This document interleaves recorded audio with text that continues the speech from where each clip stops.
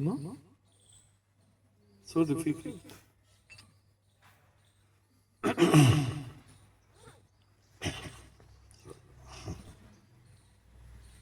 Fears.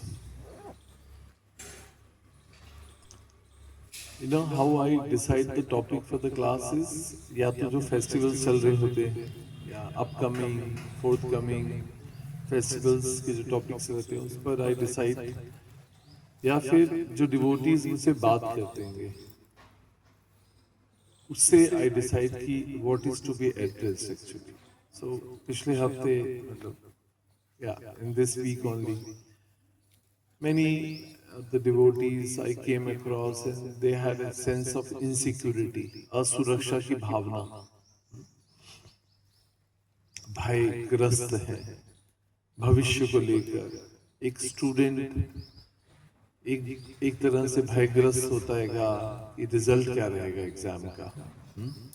ये जो मैं इतनी पढ़ाई कर रहा हूँ, इतनी मेहनत कर रहा हूँ, will I get A job, नौकरी मिलेगी, या फिर अपने भविष्य को लेकर बहुत सारी असुरक्षा की भावनाओं से हम सभी ग्रस्त रहते हैं, मोरलेस। एक ओल्ड एज पेरेंट्स या कपल्स या people have insecurity about their health, है ना, स्वास्थ्य को लेकर हम सभी को मोरलेस स्वास्थ्य को लेकर चिंताग्रस्त हम रहते हैं। वृद्धावस्था में रोगग्रस्त होने की चिंता रहती है, खाना मिलेगा कि नहीं, कहीं ओल्ड एज होम तो नहीं जाना पड़ेगा, बेटा बहू संभालेंगे कि नहीं, कोई सेवा करेगा कि नहीं। So at every stage of life, every span of life, we are full of insecurities. Am I right? Is there is anybody here who is free from such insecurities? कोई है यहाँ पर जो असुरक्षा की भावनाओं से मुक्त हो? नहीं? आज आमदनी होगी कि नहीं, आज पैसेंजर मिलेंगे कि नहीं, आज मंथली क्या बोलते हैं ईएमआईज भरने के लिए पैसा हो पाएगा कि नहीं। Every time we have insecurities, असुरक्षा की भावना, भय से हम पीड़ित हैं, ग्रस्त हैं। सच है कोई यहाँ पर जो असुरक्षा की भावनाओं से पीड़ित नहीं है? Nobody, right? हमारे आचार्य बताते हैं कि ये जो भयभीत होना है, it is a very important emotion of life. जैसे कुंती महारानी कहती हैं, these are sign of life. Kunti Maharani की प्रार्थनाओं में श्री प्रभुपाद बताती हैं कि ये इमोशन है। इमोशन समझते हैं क्या हिंदी में? क्या भावना? कृष्ण भावना मृत हम सीख रहे हैं ना, भावना भावित होने जा रहे हैं, मगर ये भी एक बहुत ही इंपॉर्टेंट इमोशन है। और कौन से इमोशंस होते हैं? What are other emotions? Are love, fear और करुणा। That's emotion, very good. दया का भाव होना, दिस इमोशन। और कोई? Anger, very nice. मतलब सब अपने ही है सब अपनी है, पराये नहीं है, ईर्ष्या का भाव, ये सब क्या है? These are very important emotions है। ये सब तो इससे पहली बात इसको स्वीकार करना कि yes, fear is also a very important emotion. Robots में होता है क्या इमोशन? ऐसा नहीं ना, पत्थर में नहीं इमोशन हो सकता है, मगर it is a sign of life. अगर जीवन है, प्राण है, तो ये इमोशंस जो है वेरी नेचुरल है। हाँ, तो ये तो पहले इसको स्वीकार करना कि fear is a very important emotion. तो एटलीस्ट थैंक्स कि मैं अभी जिंदा हूं। I am not stone but I am living being, है ना? फिर उसके बाद में इमोशंस जो है ये दो प्रकार के होते हैं, खासकर फियर। अगर इमोशन के बारे में बात करें तो इसको बोलते हैं हेल्दी फियर। किसने सुना इस टर्म को? कभी सुना आप लोगों ने? कितने लोगों ने सुना है? 2 3 4 5 6 या तो there has to be a healthy fear also. क्या मतलब होता है हेल्दी फियर का, कौन बताएगा? क्योंकि बात हमारे बारे में हो रही है, इसलिए it has to be interactive. जी, हेल्दी फियर का मीनिंग ये होता है कि वो हमारी भलाई के लिए होता है। जैसे कि किसी कुछ चीज़ों का डर ज़रूरी होता है, अगर हमें उसका भय नहीं होगा तो हम वो करेंगे भी नहीं। तो हेल्दी फियर जो हमारी भलाई के लिए होता है। Very good. हेल्दी फियर जो है वो हमारी हेल्थ के लिए अच्छा है, सही है। और अगर वो ना हो तो हम क्या हो जाएंगे? बिगड़ ही जाएंगे। जैसे एग्जाम्पल, पेरेंट्स। Very good. अगर पेरेंट्स का डर ना हो, टीचर का डर ना हो, तो कोई बच्चा पढ़ेगा नहीं। उस समय श्रेयस और प्रेयस, बच्चे को क्या अच्छा लगता है उस समय? प्रेयस, खेलना। हाँ मतलब खेल, और खेलना उस समय क्या है उसके लिए? प्रेयस, श्रेयस है श्रेयस, कि प्रेयस है? प्रेयस। What is the meaning of preyas and shreyas? प्रेयस मतलब जो हमें अच्छा लगता है, और श्रेयस जो जो हमारे अभी लिए अच्छा लगता है पर बाद में कड़वा होता है। अभी मीठा लगता है पर बाद में कड़वा होता है, वो प्रेयस कहलाता है। और श्रेयस क्या होता जो है? हमारे लिए अच्छा होता है अभी भी और बाद में भी। अभी नहीं, हमें अभी कड़वा है, अभी कड़वा लगता है, बाद में मीठा लगता है, उसको श्रेयस बोलते हैं। जो श्रेयस कर दिस बेनिफिशियरी। बट अभी कैसा लगता है? बच्चे को अगर खेलने और पढ़ने की चॉइस दी जाए तो बच्चा क्या करेगा? खेलेगा। बट ये उसके लिए क्या है? प्रेयस है उसके मतलब लिए। टू सम एक्सटेंट खेलना अच्छा है but in a balance way. तो इट्स ए हेल्दी फियर। अगर पेरेंट्स का डर ना हो कि मम्मी बुला रही है और नहीं जा रहे, तो फिर मम्मी क्या करती है? कूद डालती है। तो इसका मतलब ये क्या है? उसको ये फियर होना जरूरी है कि अगर पढ़ूंगा नहीं तो टीचर पनिश करेगा, पेरेंट्स जो हैं वो ऑब्जेक्शन लेंगे या पेरेंट्स उसके लिए पनिशमेंट देंगे। तो ये हेल्दी फियर है। मगर डर किस बात का है? हमें एक्चुअल क्या प्रॉब्लम आती है? जब वो फियर हमारे ऊपर हावी हो जाता है, जब हम फियरसम हो जाते हैं, तो उसके कारण क्या हो जाता है कि हम अपनी जो क्वालिटीज हैं, ये जो हमारी कैपेसिटी है, हमारी कैपेबिलिटी है, उससे भी हम च्युत हो जाते हैं, उसको भी हम भूल जाते हैं। Right? Then it is not a healthy fear, है ना? तो ये फियर जो है, it's a very important sign of life, it's a very important emotion of life. But जो है ये फियर से हम लोग में से कितने लोग हैं चाहते हैं कि हम इससे ऊपर हो सके? How many of us want to overcome this fear which is not healthy fear but otherwise which is the fear? तो उससे हम सब क्या चाहते हैं? वो ऊपर से उठना चाहते हैं। उसके लिए ये Vaishnava song, this is the medicine. Now इसको समझते हैं ट्रांसलेशन से।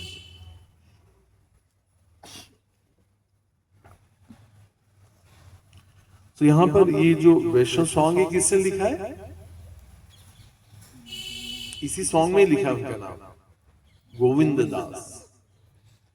यहाँ पे लिखा है ना, गोविंद दास अभिलाष रे, लास्ट लाइन है ना। It's out of humility. जो राइटर है he is writing his name in the last.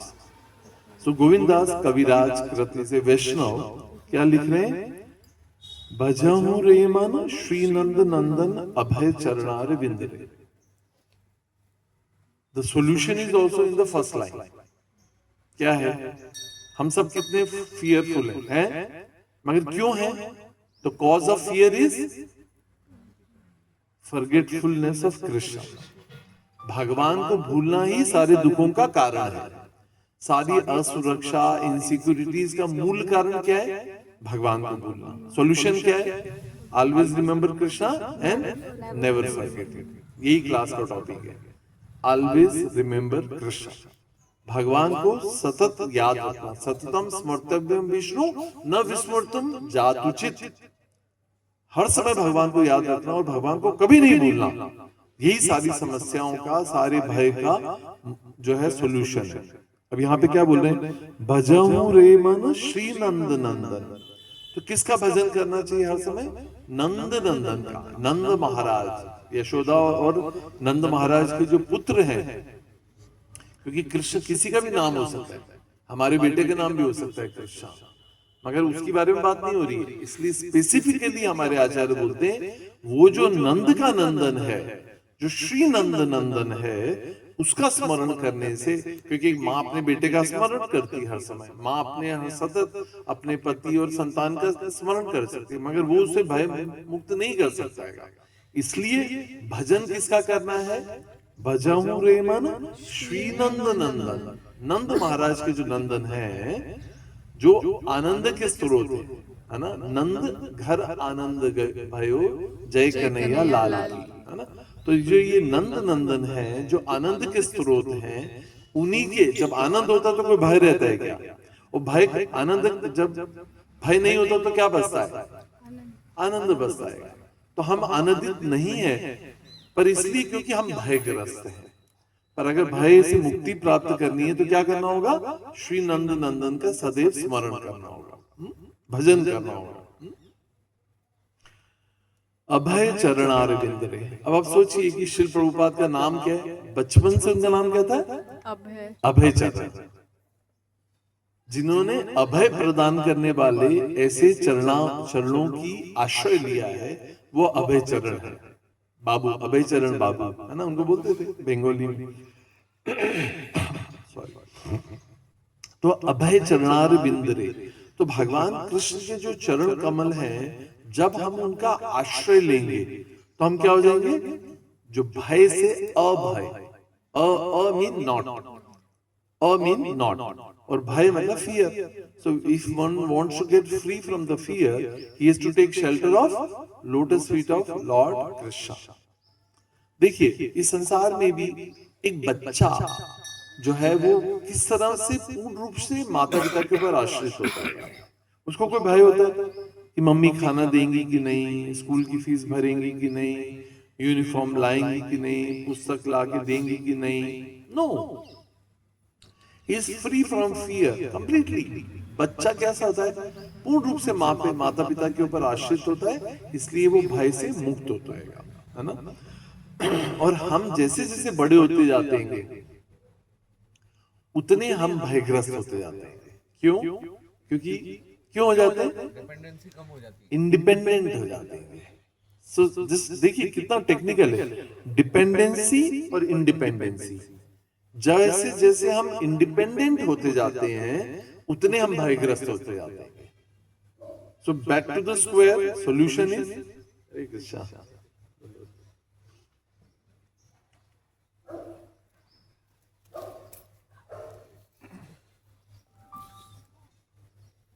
प्रभु के लिए गा लेते नहीं, ये भगवान का दिल। वैष्णव का सम्मान भगवान के सम्मान से भी ज्यादा बड़ा है।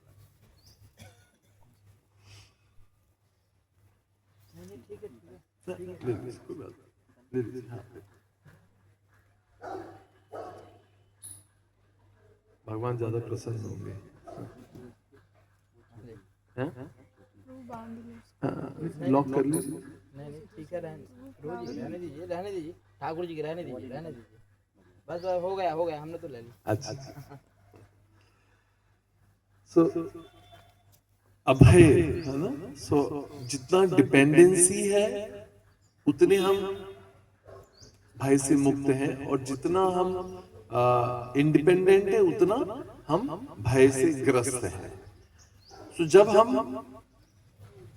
भगवान और भगवान के प्रतिनिधि आध्यात्मिक गुरु परंपरा में गुरु का आश्रय लेते हैं, उतने हम भय से मुक्त हो जाते हैं। सही है, और यही हमें करना है। बचपन में हम पूर्ण रूप से माता पिता के ऊपर आश्रित थे, इसलिए हम भय से मुक्त थे। जैसे जैसे बड़े हुए और इंडिपेंडेंस आई हमारे अंदर, हम भयग्रस्त हो गए। और अब हमें क्या करना है? आध्यात्मिक गुरु का, भगवान के प्रतिनिधि का आश्रय लेना है, राइट। और जैसे जैसे हम उनका, जिस मात्रा में हम उनका आश्रय लेंगे, उनके वचन पर विश्वास रखेंगे, उनके आदेशों को शिरोधारी रखेंगे, उतने हम भय से मुक्त हो जाएंगे। सही। तो यहाँ पे लिखा है अभय चरणार बिंदरे, दुर्लभ मानव जन्म सतसंगे तरह रे भव सिंधुरे, है ना। तो बार बार हमारे आचार्य बताते हैं कि जो मानव जीवन है कितना दुर्लभ है ना। Human form of life is very rare. मतलब जब भी हम कहते हैं ऐसा, तो बैक ऑफ माइंड हम सोचते हैं कि इतने सारे लोग, इतनी बड़ी पॉपुलेशन है, lakhs and millions and trillions of people are there on the planet. So कहाँ है कमी ऐसी? मगर यहाँ पे जो बात की जा रही है वो उस जागृत अवस्था की बात हो रही है। ह्यूमन फॉर्म मतलब हमने देह तो धारण कर लिया, मानव देह तो धारण कर लिया है, मगर जैसे हमारे आचार्य बताते हैं कि 4 लाख मानव योनियां हैं। उस मानव योनियों में जो चेतना का स्तर है वो बहुत ही शुद्ध अवस्था में भी है, वो सुप्तावस्था में भी है। It's in A dormant state, right? Dormant state मतलब सुप्तावस्था में सोई हुई चेतना है। द्विपाद पशु के रूप में मानव 2 पांव पे चलते हैं, 2 पांव से हाथ का कार्य करते हैं, कर से कार्य करते हैं और पांव से चलते हैं। द्विपाद पशु के समान मानव जीवन की बात नहीं हो रही है, पर वहां से चेतना का उन्नत स्तर है। देवी देवता, किन्नर, गंधर्व, ये सब मानव योनियों में ही आते हैं। इन 4 लाख मानव योनियों में आते हैं। तो वो जो है बताया जा रहा है कि मानव योनि ही एक ऐसी योनि है जिसमें भगवत प्राप्ति, भगवत चेतनाओं को प्राप्त किया जा सकता है। पशु योनियों में नहीं प्राप्त किया जा सकता। क्यों? क्योंकि उसके जो योनि है वो आहार और क्या है? आहार, निद्रा, भय, मैथुन, है ना? ये 4 कार्य पशु समान है। मगर 5वां जो है ना, जो 5वां कार्य है वो है कुशाग्र बुद्धि। बुद्धि का जो विकास है वो इन चारों चेतनाओं से ऊपर है, राइट? उस कुशाग्र बुद्धि के साथ, उस उन्नत चेतना के साथ जो है जीव जो है अपने बारे में, भगवान के बारे में और अपने संबंध को जो है वो जागृत कर सकता है ना? इसलिए जो मानव जीवन है वो बहुत ही दुर्लभ है। इसलिए कहा जा रहा है दुर्लभ मानव जन्म सत्संगे। कि मानव जीवन किसके लिए मिला है? के लिए किस लिए मिला है? Unfortunately, we get engrossed in education, but in which education? Material education.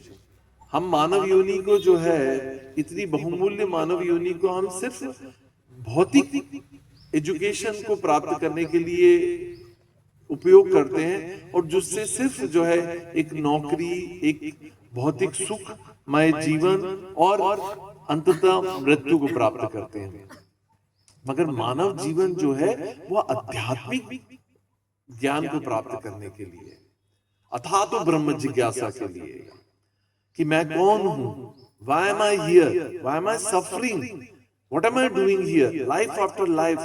84 lakh योनियों के बाद ये जो बहुमूल्य मानव जीवन मिला है ये सिर्फ भगवत प्राप्ति के लिए है। ये इस बात को बार बार याद दिलाने के लिए कि हम कौन हैं, मैं कौन हूं, मैं ये शरीर नहीं हूं, मैं आत्मा हूं और इस आत्मा का उस परमात्मा के साथ क्या शाश्वत संबंध है, उस संबंध को कैसे स्थापित किया जा सकता है, उस संबंध को भूलना ही मेरे सारे दुखों का कारण है। और उसके लिए हमें आध्यात्मिक गुरु की आवश्यकता होती है। इसलिए हमें गुरु पदाश्रय, गुरु की शरणागति को प्राप्त करना होता है।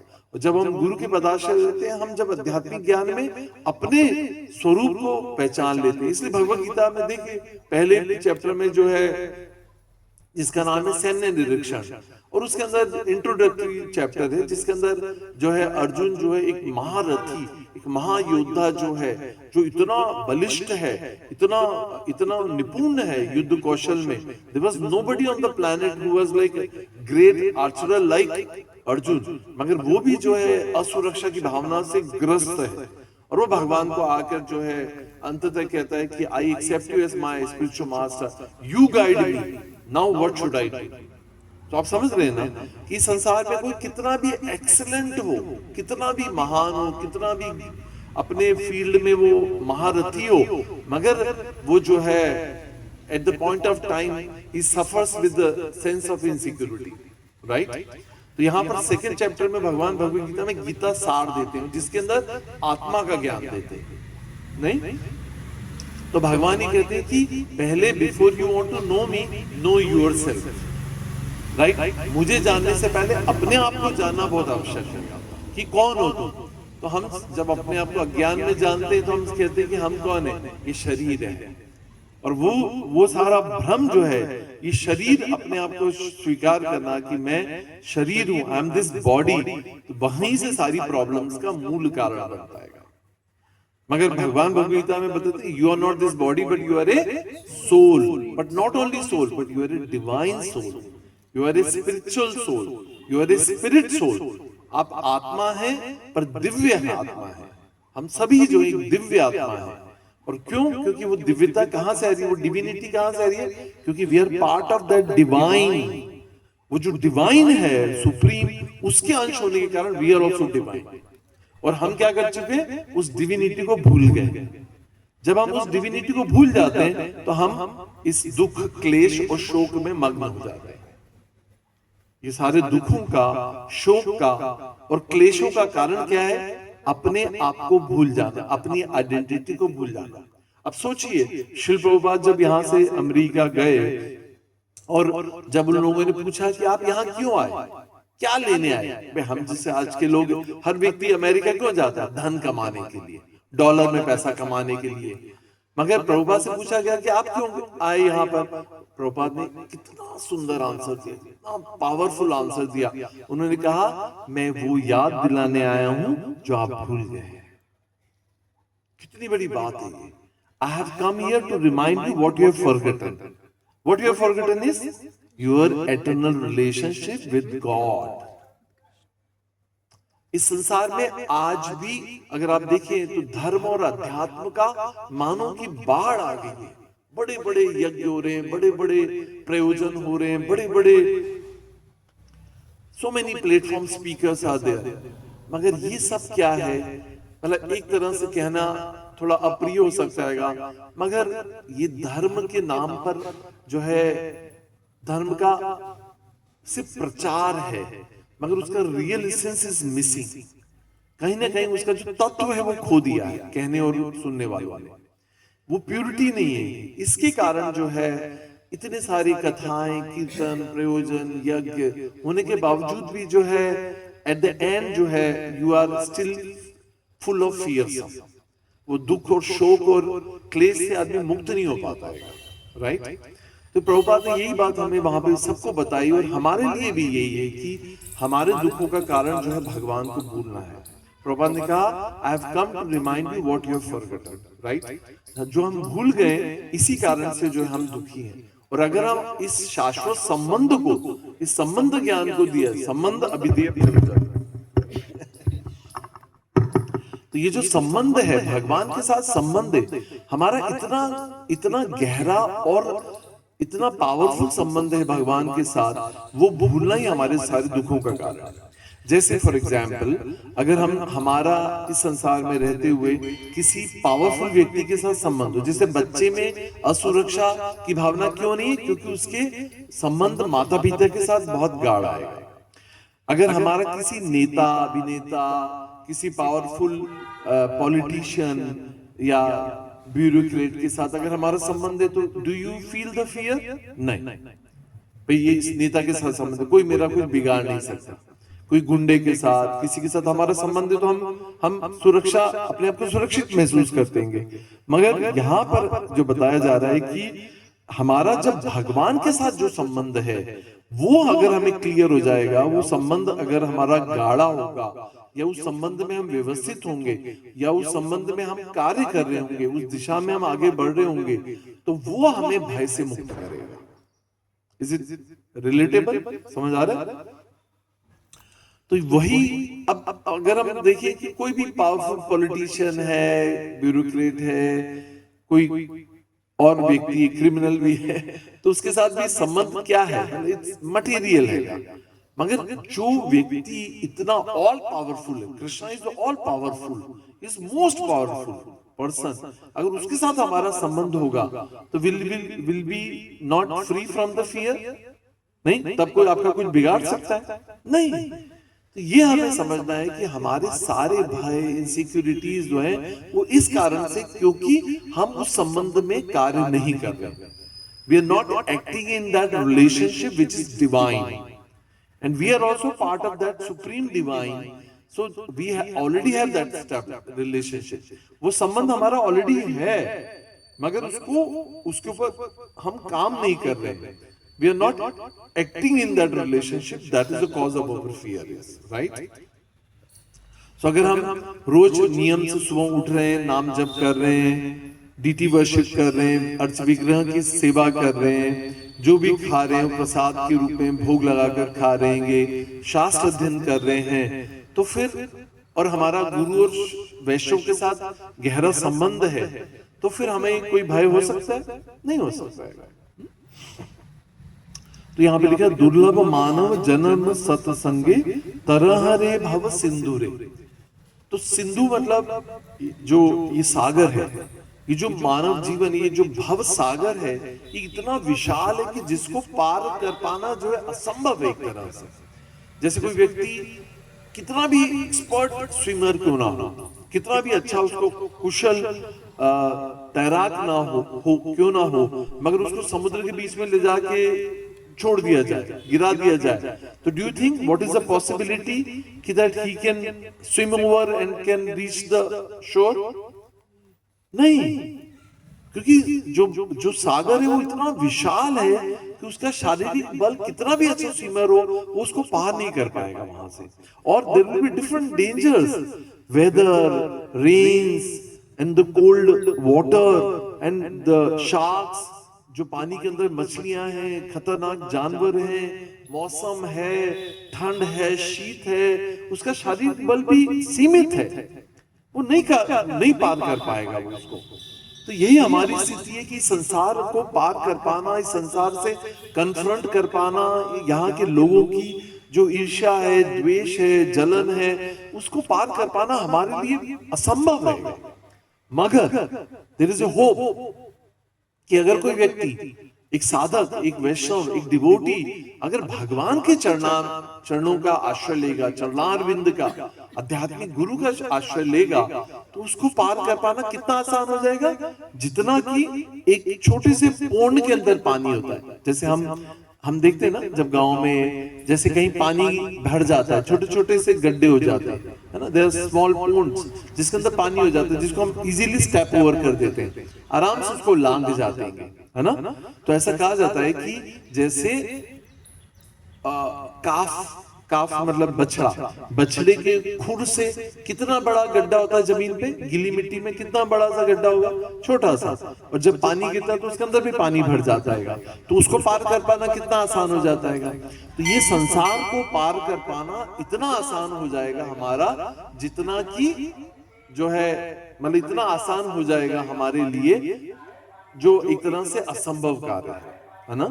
तो यहाँ पे ये कह रहे हैं तरह रे भव सिंधु रे, तरह रे भव, इस भव सागर को, इस भव सिंधु को पार कर पाना जो असंभव है, वो इतना आसान हो जाएगा जितना कि एक छोटे से पोंड को पार कर पाना होता है।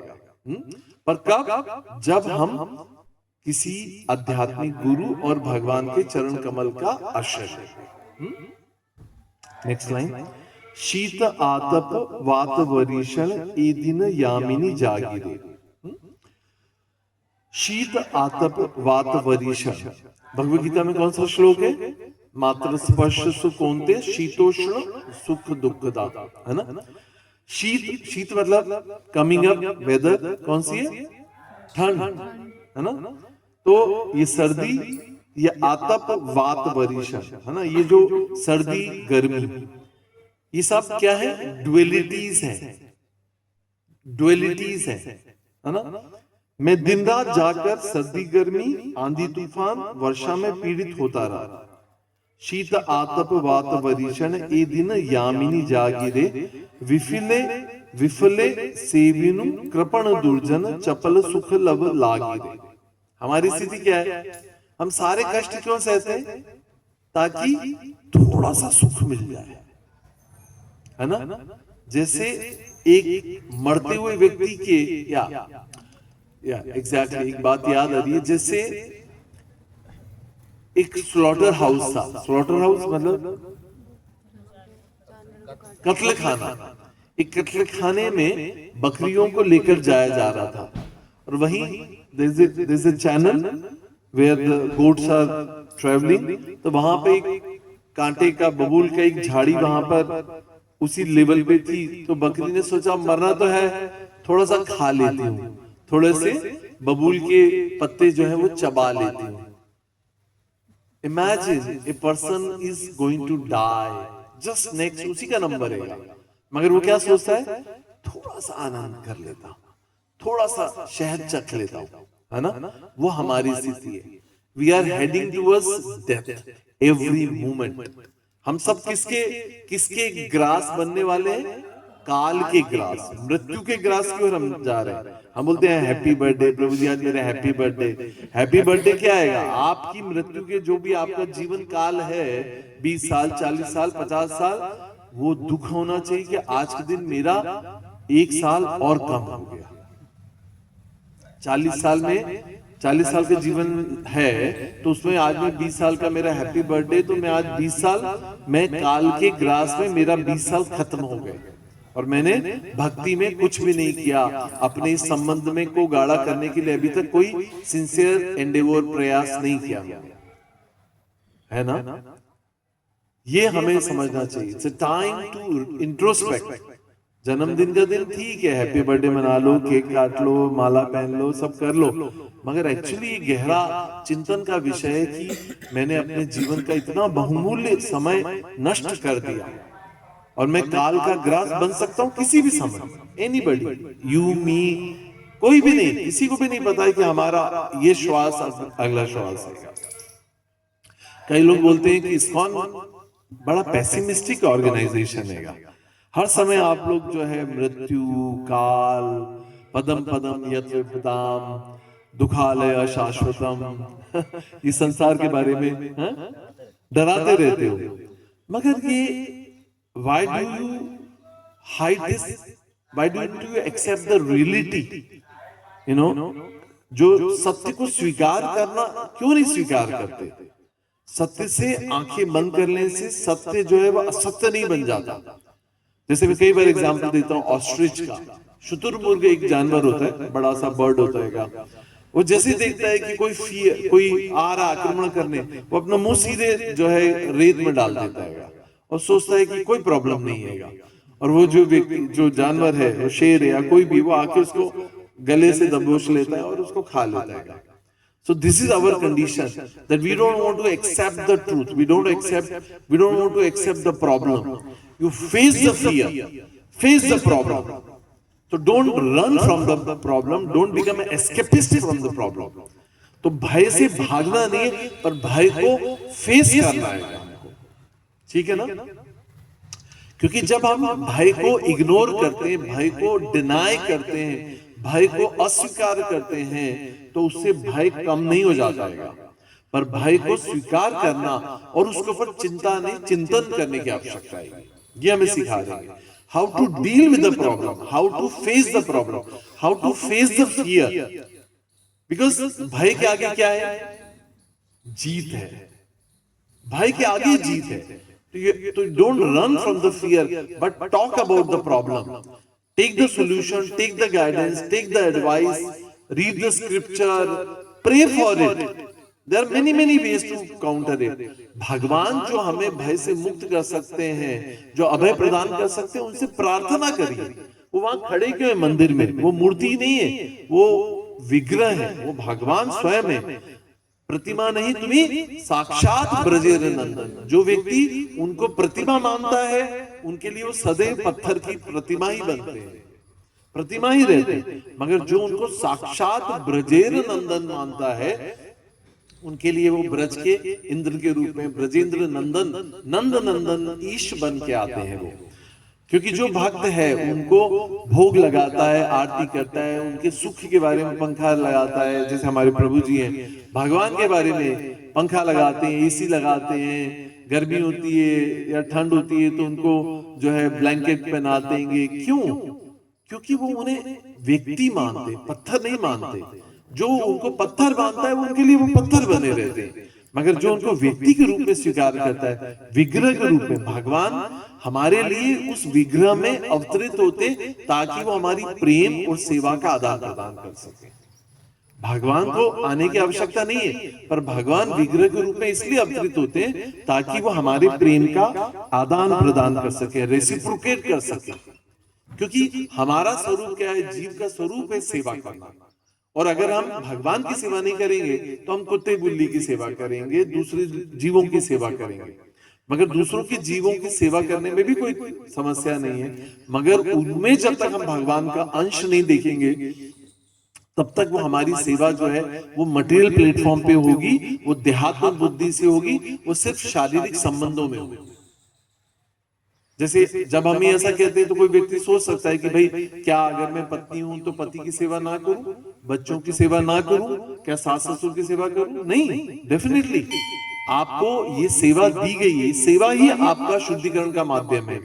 मगर ये सेवा जो है अपूर्ण है जब तक हम उसको ज्ञान में नहीं करेंगे, जब तक हम उनके अंदर जो है इस ज्ञान से नहीं करेंगे कि उनमें भी परमात्मा का अंश है और मैं ऑलरेडी जो है भगवान की भक्ति कर रहा हूँ, नाम जप कर रहा हूँ, शास्त्र अध्ययन कर रहा हूँ, एकादशी पालन कर रहा हूँ, सारे व्रत नियमों का पालन कर रहा हूँ, 4 नियमों का दृढ़ता से पालन कर रहा हूँ और उसके अलावा इन सबके अंदर भी परमात्मा का अंश देकर मैं उनकी भी सेवा कर रहा हूँ, क्योंकि भगवान ने मुझे स्त्री योनि में, पुरुष योनि में, इस धर्म में, इस रिलेशनशिप में मुझे दिया है, भेजा है। और इस सेवा के द्वारा मैं परिष्कृत होके जो है अपने संपूर्ण ज्ञान के साथ जो है अपने शाश्वत संबंध में भगवान के साथ में जो है प्रतिष्ठित हो सकता हूं, स्थापित हो सकता हूं। ये पूर्ण ज्ञान में जब तक हम सेवा नहीं करेंगे तब तक वो सेवा जो है हमारे शुद्धिकरण का माध्यम नहीं हो सकती। तो यहाँ पे बताया जा रहा है शीत आतप वात वरीषण ए दिन यामिनी जागिरे विफले सेविनु कृपण दुर्जन चपल सुख लब लागिरे। हम सब किसके पीछे भाग रहे? वी आर हैंकरिंग फॉर चपल सुख, जो टेम्परेरी है, जो क्षणभंगुर है, वही श्रेयस और प्रेयस। अभी अच्छा लगता है, अभी शारीरिक संबंध अच्छा लगता है, अभी यौन संबंध अच्छा लगता है, मगर उससे वो क्या है? वो चपल सुख है। मगर हम शाश्वत सुख की बात कर रहे हैं। हमारे आचार्य बोल रहे हैं जो शाश्वत सुख को पाने के लिए चपल सुख का त्याग करना पड़ेगा। अगर if you get engrossed your consciousness in temporary pleasure, sensory pleasure, जो इंद्रियों का इंद्रिय सब्जेक्ट मतलब ऑब्जेक्ट के संपर्क में आने से मिलने वाला सुख जो है, उसमें अगर हम फंस के रह जाएंगे या उसको सर्वे सर्वम मान के उसमें फंस जाएंगे तो हम उस शाश्वत आनंद को, जो हमारा स्वरूप है, सच्चिदानंद, जो सत चित और आनंद से बना, जो शाश्वत है, एटर्नल है, जो ज्ञान से परिपूर्ण है और जो मतलब अनस्टॉप्ड है, जो कभी ना खत्म होने वाला हो, सच्चित और आनंद जो है, जो हमारा स्वरूप हैगा, वो उस आनंद को हम जब तक पा नहीं लेंगे तब तक ये हमारी जो हैंकरिंग एंड लिमिटेशन ये हर समय चलती रहेगी। तो अगर सच्चिदानंद स्वरूप जो हमारा भी है और भगवान का भी है, क्योंकि हमारा इसलिए क्योंकि हम उस डिवाइन के हिस्सा हैं, राइट? समझ आ रहा है? तो जब तक हम उसको उस अपने आनंद स्वरूप में प्रतिष्ठित नहीं हो पाएंगे, उस स्वरूप को प्राप्त नहीं कर पाएंगे, तब तक जो ये हमारा फियरसम, जो ये भय से हम मुक्त नहीं हो पाएंगे, राइट? तो यहाँ पे हमें वार्न कर रहे हैं कि don't get engrossed in temporary pleasure, चपल सुख लव लागिरे।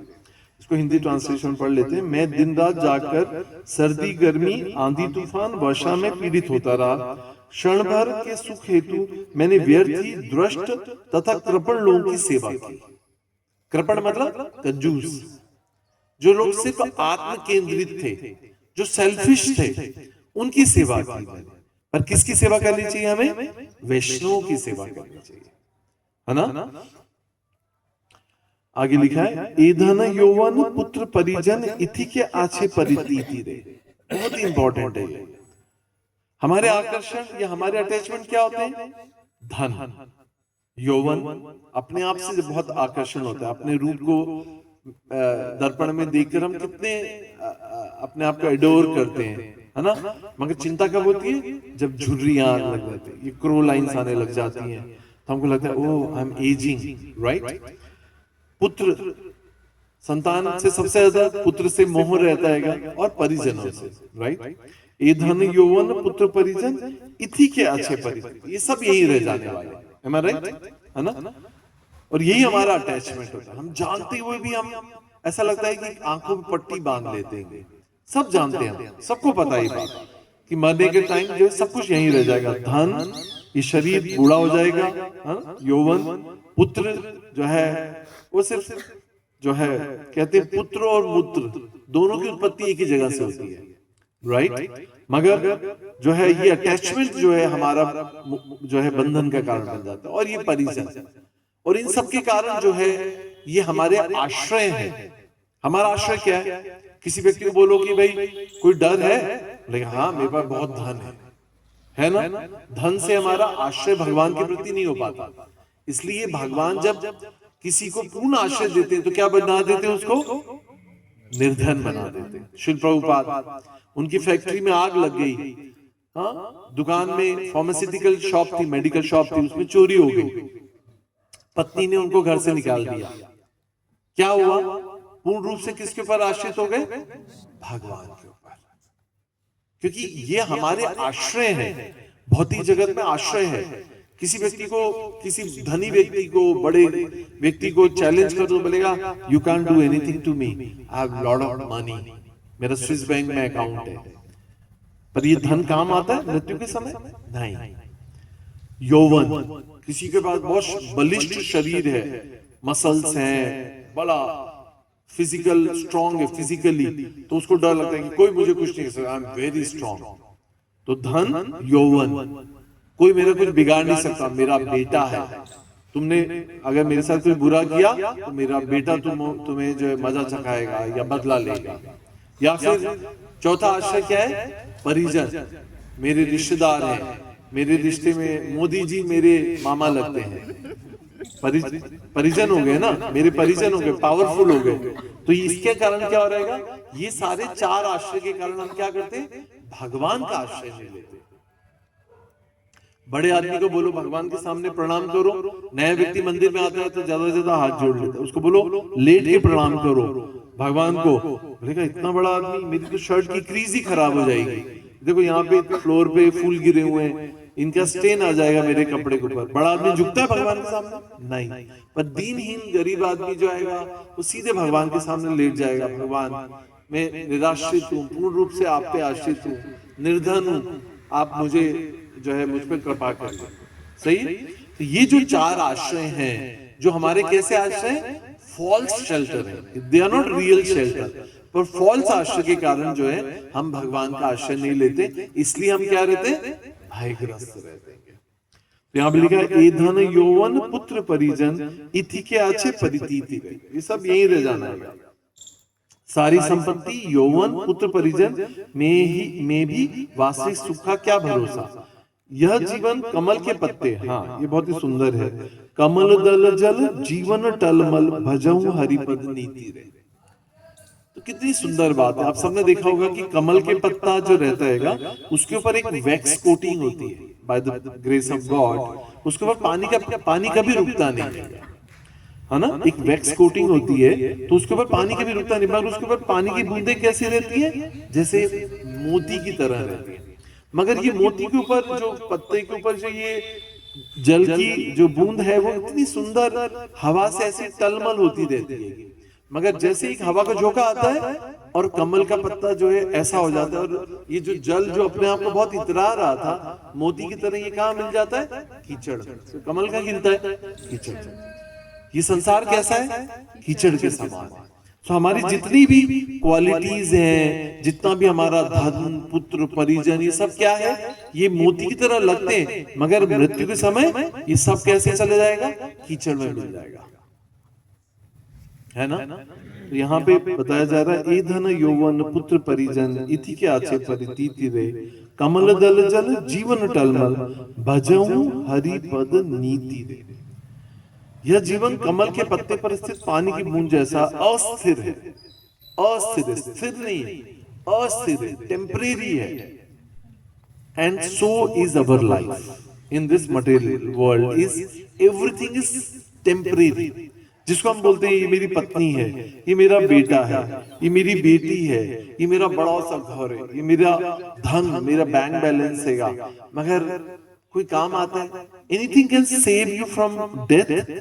एक बहुत धनी व्यक्ति श्री प्रभुपाद के पास आया, और उसने कहा कि मेरे पास इतनी फैक्ट्रियां हैं, पर can you give me one day life, one moment?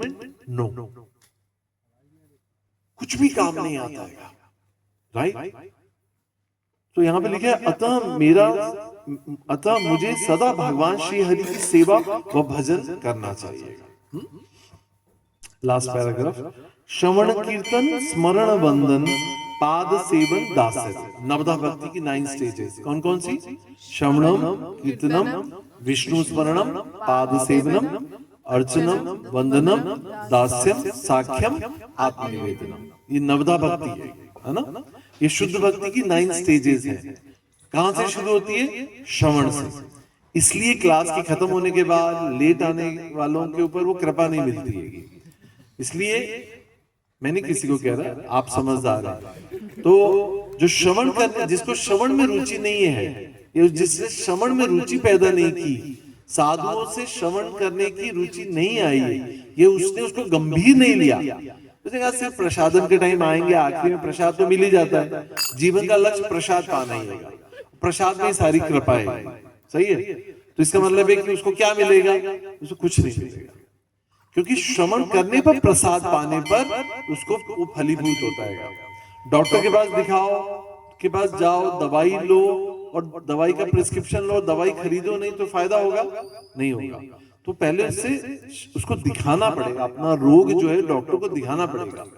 तो इसलिए श्रवण करना है, साधुओं से श्रवण। श्री प्रभुपाद कहते हैं इतने बड़े बड़े इस्कॉन मंदिरों की आवश्यकता नहीं थी, पर ये सेंटर बना इसलिए ताकि सब लोग एक तरह से वन माइंडेड जो है लोग जो है वो यहाँ पर आके सुनने का मौका मिले साधुओं से। साधु संग सर्व शास्त्र कहे, लब मात्र साधु संग सर्व सिद्धि है। साधुओं के पास जाना और साधुओं से सुनना ही जो है धाम यात्रा की आवश्यकता है, सही? धाम में जाके श्रवण करना है। धाम में कुछ भी देखने को नहीं होता, धाम को आंखों से नहीं कानों से देखा जाता है। मतलब धाम में जाके कानों से सुनना है और सुन के उसको रियलाइज करना होता है। इसलिए धाम महिमा, वृंदावन ब्रज की महिमा जो है लोग देखने जाते हैं, इसलिए जाते हैं और देख के आ जाते हैं और कुछ नहीं होता है। बहुत मजा आया, वृंदावन गए थे, बहुत मजा आया, पर क्या मजा आया? अभी हम back to the square, I am back to pavilion. मेरी प्रॉब्लम्स खत्म नहीं हुई हैं, I am where I was actually. It was just an event, it was just an experience, but there is no transformation takes place, क्योंकि वहां पे साधुओं से श्रवण करने जाना चाहिए। तो यहाँ पे लिखा है श्रवणम, श्रवणम सबसे इंपॉर्टेंट। श्रवण, जब श्रवण कोई करता है तो क्या करता है? कीर्तन कर पाते हैं। जो शिष्य साधु से, गुरु से प्रचुर मात्रा में सुनता है वही कीर्तन करता है बाद में, क्योंकि जो कीर्ति का गान तभी करेगा जब प्रचुर मात्रा में सफिशिएंटली सुनेगा। आप सब में वो प्रचार कर पाएंगे जो पहले श्रद्धा के साथ सुन रहे हैं या सुनते हैं, राइट? जैसे हमारे विनय प्रभु बहुत श्रद्धा से सुनते हैं। तो श्रवणम, फिर कीर्तनम। जब श्रवणम और कीर्तन अच्छे से होता है तो क्या होता है? विष्णु का स्मरण होता है। Always remember Krishna and never forget it. कैसे होगा? जब तक श्रवण नहीं करेंगे तो कैसे होगा? तो उसका आधार है श्रवणम कीर्तनम, तो विष्णु का स्मरण रहेगा। नहीं तो हमारी समस्याएं हैं, बाल बच्चे, घर चलाना है, पैसा कहां से कमाना है, ये समस्या कैसे होगी? बस इसी का कीर्तन करते रहते हैं, सही है? तो श्रवण कीर्तन स्मरण उसी का उपाय आएगा। सारे टाइम हम प्रॉब्लम्स के बारे में सोचते रहते हैं, पर वो क्यों? क्योंकि हम श्रवण कीर्तन नहीं कर रहे। श्रवण कीर्तन स्मरण, विष्णु का स्मरण। फिर हमें क्या करना है? चौथा, वंदनम, भगवान की वंदना करना। पाद सेवन, भगवान के अर्च विग्रह की सेवा करना। पाद प्रक्षालन करना, गुरु का, भगवान का, वैष्णव का, दास्य है ना। पूजन, सखीजन, आत्मनिवेदन है ना। आत्मनिवेदन मतलब कंप्लीट सरेंडर, शरणागति लेना। गोविंद दास अभिलाष। सो नवदा भक्ति की जो 9 स्टेजेस हैं, इनको पूर्ण रूप से हमें पालन करना चाहिए और उसको जो है it all begins with chanting and hearing, right? So today's topic is fear, so I would invite your questions on it, कि आपके क्या fears हैं and what bothers you all the time and how to overcome that fear. So I'll answer after that. So be prepared for that. Let me see if I have to say anything. So एक और जो सत्य है वो ये है कि ये संसार जो है ये दुखालय और शाश्वतम है। कैसा है संसार? कहीं पर भी शास्त्र में लिखा नहीं गया कि ये सुखालय है। जैसे हमारे आचार्य बोलते हैं विद्यालय, रुग्णालय, मदिरालय, है ना? मदिरालय में क्या मिलती है? मदिरा। रुग्णालय में क्या मिलता है? दवाई, दवाखाना, है ना? मराठी में या संस्कृत में बोलते हैं रुग्णालय। विद्यालय में क्या मिलता है? विद्या मिलती है। ये संसार में क्या मिलता है? कितना मुश्किल है ना। हमारी ट्रेजेडी ये कि दुखालय में हम क्या बना रहे? सुखालय। प्रभु जी कैसे हो? I am happy, fine, thank you. बहुत अच्छे हम लोग यहाँ। हाँ हाँ, अच्छे क्योंकि हम भक्ति कर रहे हैं। पर क्या ये सचमुच सत्य है? क्या हम सुखी हैं? किसी से भी पूछो how are you, fine, thank you, हाथ पकड़ के पूछो, बहुत प्रॉब्लम है। क्यों हम प्रिटेंशियस हैं? हम क्यों इतनी ड्यूअल पर्सनैलिटीज में रहते हैं? हम ड्युअलिटीज है। हम क्या कहना चाहिए, हमारी पर्सनैलिटी ड्यूअल पर्सनैलिटी है। हम जो है वो हम दिखाते नहीं है, और जो है हम किसी को दिखा नहीं सकते। किसको रोए, किसके सामने रोए, किसको बताएं? क्योंकि हम किसी की दया का पात्र नहीं बनना चाहते। इसलिए कोई पूछता है कि कैसे, तो हम बोलते हैं कि हम बढ़िया है, बहुत अच्छा। कैसा चल? बहुत बढ़िया, सब अच्छा, बाल बच्चे मजे में, घर अच्छा, बिजनेस सब बढ़िया। मगर एक्चुअली अगर हम कोई आत्मीयता से कोई व्यक्ति पूछता है तो हम we have a long list to cry, है ना? My children don't listen to me, I don't get sufficient food, nobody loves me, nobody takes care of me. भविष्य का क्या होगा? नौकरी मिलेगी कि नहीं, छोकरी मिलेगी कि नहीं, घर मेरा अपना होगा कि नहीं, छत मिलेगी कि नहीं। So many insecurities we have, नहीं? तो सोच लीजिए कि जब संसार की रचना, वो जो रचनाकार है पीछे बैठे लक्ष्मी नारायण है, इस संसार की रचना ही क्या की है? दुखालय और शाश्वत, जेल में भेजा है। ये जेल है, ये कारागार है। और भगवान ने स्वयं अभी देख के आए ना 2 दिन पहले वृंदावन में, कहां देख के आए थे? आखिरी में भगवान के जन्म स्थान कहां आएगा? वृंदावन में, कमल के फूल के ऊपर। जेल में पैदा हुए भगवान कृष्ण। क्यों? खुद को दिखाया कि संसार कैसा है? कारागार है। मैं भी कहां पैदा हुआ? इस कारागार में। तो अगर इस कारागार से मुक्त होना है तो क्या करना होगा? हरे कृष्णा कृष्णा कृष्णा हरे हरे, हरे राम राम राम हरे हरे। तो हमें भगवान का सतत स्मरण करना सीखना होगा। सततम स्मर्तव्यम विष्णु न विस्मर्तुम जातुचित। सतत स्मरण करना होगा और उनको कभी नहीं भूलना। Always remember Krishna and never forget it. इसका अभ्यास करना होगा। इसको बार बार अपने को और दूसरों को याद दिलाना होगा, तब जाकर हम भय से मुक्त हो सकते हैं। क्योंकि ये संसार दुखालय है, यहाँ दुख है। पदम पदम यत् विपदाम तेषाम। यहाँ पर पग पग पर जो है दुख है, दुखी और तकलीफें ही हैं। नहीं सॉरी, नॉट फॉर यू। मैं अपने बारे में कह रहा हूँ कि पग पग पर जो है कष्ट है, तकलीफें हैं। मगर यहाँ से मुक्त होना जो है असंभव है। It's like impossible to get out of this imprisonment, है ना? मगर इसका जो सॉल्यूशन है वो भगवान की आश्रय है, भगवान का शरणागति है। उसके अलावा और कोई उपाय नहीं है। There is no other way, no other way, there is no other way, right? तो हम देखते हैं कि there are certain example from the scriptures. जैसे पांडवों के बारे में है ना? पांडव्स लाइफ इज, जो 5 पांडव, द्रौपदी है, उनकी life was full of miseries है।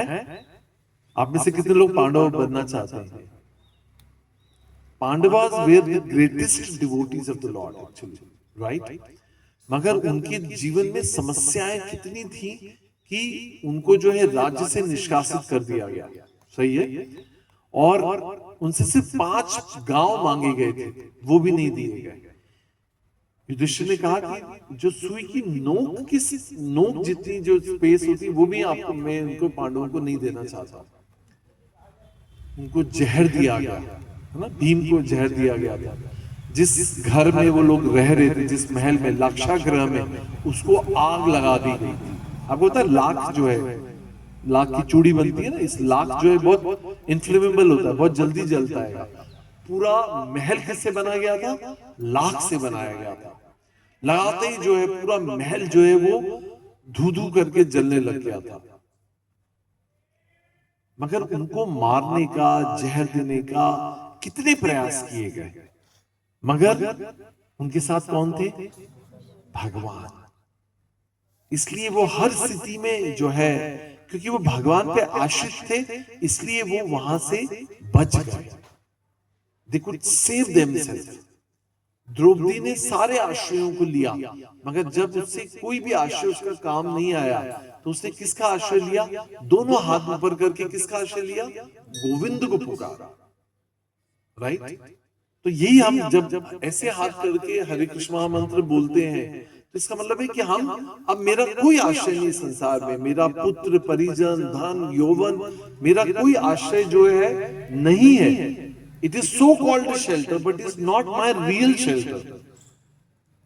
और जब हम ऐसा करते हैं, जब कोई, जैसे कोई चोर को जब पुलिस पकड़ लेती, घेर लेती है, तब वो क्या कहते हैं? Hands up. वो हैंड्स अप कर लेता है, मतलब कि अब उसके पास बचने का, गोली चलाने का, कोई भी औजार, अस्त्र शस्त्र से कन्फ्रंट करने का उसके पास कोई और मौका नहीं है। नाउ इज कंप्लीटली सरेंडर, है ना?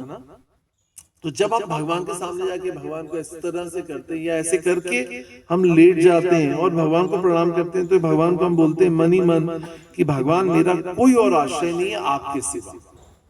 इतना हमको भगवान का आश्रय लेना है।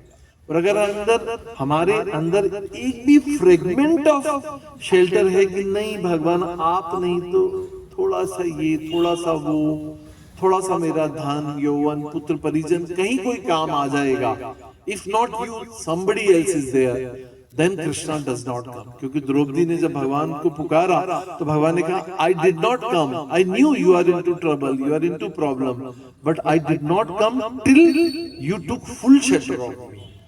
तो हमें ये अभ्यास करना चाहिए कि अगर हमारे फॉल शेल्टर्स जो भी हैं हम, पर वो छोड़कर हम भगवान का जब तक पूर्ण आश्रय नहीं लेंगे, तब तक हमें पूर्ण कृपा नहीं प्राप्त होगी। कृपा तो है, कृपा तो है हमारे जीवन में, तभी हमें सब कुछ, साधु संग मिल रहा है, प्रसाद मिल रहा है, सब कुछ मिल रहा है, तन पे कपड़ा है, ये जो है सनलाइट है, खाने को पानी, मतलब पीने को पानी, खाने को अन्न, सब कुछ मिल रहा है। कृपा ही है सब भगवान की। मगर पूर्ण कृपा अगर हमें प्राप्त करनी है, तो हमें पूर्ण आश्रय लेना होगा। So there are many examples of पांडवा, द्रौपदी, प्रहलाद को कैसे भूल सकते हैं? प्रहलाद जो है असुर कुल में जन्म लिया, इतनी सारी विपदाएं, इतनी सारी आपदाएं उनके जीवन में थी। उनके स्वयं के पिता जो है उनको जो है जहर देने, पहाड़ की चोटी से गिराने के लिए, सांपों के साथ होलिका दहन करने के लिए, हर तरह से उनको खत्म करने के लिए तैयार थे। मगर was he fearful at all? No.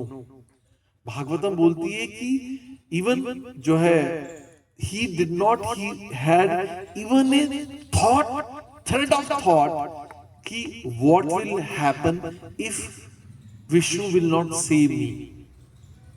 जब प्रहलाद को पहाड़ की चोटी से गिराया जा रहा था, तो जस्ट इमेजिन योरसेल्फ कि अगर आपको गिराया जा रहा है, तो आपको क्या लगेगा कि अगर काश भगवान ने नहीं बचाया हुआ तो मेरी क्या हालत होगी। But he did not have even a single thought.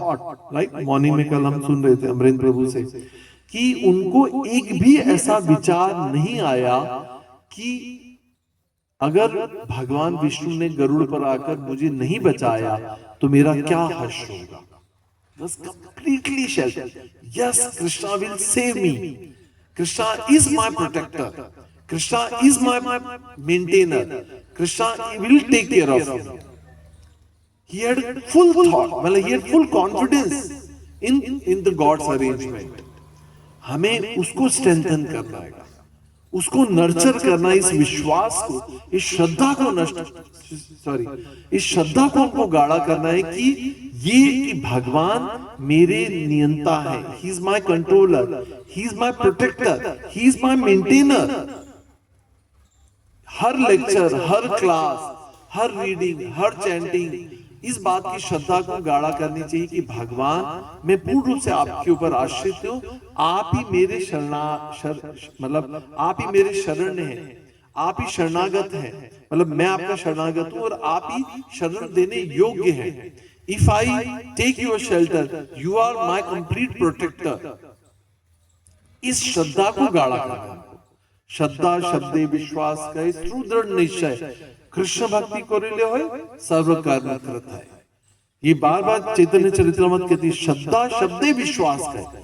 इस श्रद्धा जो शब्द है इसको गाढ़ा करना, इस शब्द में विश्वास करना है कि Krishna will protect me, then you will be free from all the fears, all insecurities, you will be free from it. हम पढ़ने वाला बच्चे को जो है सिर्फ उसको अपनी पढ़ाई करनी है, अच्छे से उसको अपना पूरा 100% डालना है पढ़ाई में, अपने प्रयासों में, और पूर्ण रूप से भगवान पे आश्रित करना हो जाना है कि कृष्णा विल डेफिनेटली, अगर जिसने जन्म दिया है, जिसने संसार में लाया है, क्या will he not maintain me, will he not give me a good job, will I not be able to earn enough to make my living, will I not be able to take care of my dependents. तो फिर जब हम इस तरह से हो जाएंगे तब फिर क्या भय रहेगा? हमारे सारे भाई इसलिए क्योंकि हम भगवान का आश्रय नहीं है, हमें विश्वास नहीं है भगवान के अरेंजमेंट में, अपनी पूजा साधना गुरु वैष्णव के ऊपर हमें श्रद्धा नहीं है, इस परंपरा में, इस मार्ग पे हमें पूरा विश्वास नहीं है. राइट?